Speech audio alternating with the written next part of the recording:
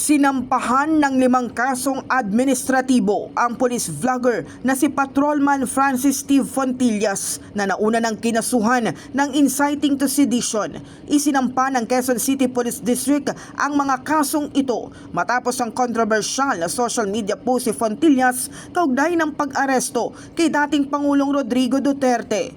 Ayon kay QCPD Director Colonel Melesio Buslig Jr., kinasuhan si Fontillas ng grave misconduct, conduct unbecoming of a police officer at 2 kaso ng less grave neglect of duty.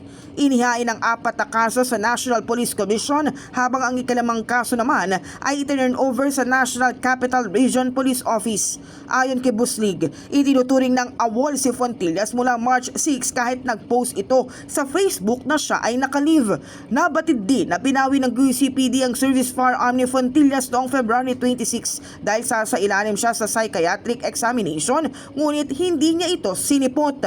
Nakikipag-ugnayan na rin ang QCPD sa Facebook upang ipa-take down ang account ng pulis. In the heart of changing lives, ito si Brigada Cass Austria ng 105.1 Brigada News sa FM Manila, the Music and News Authority.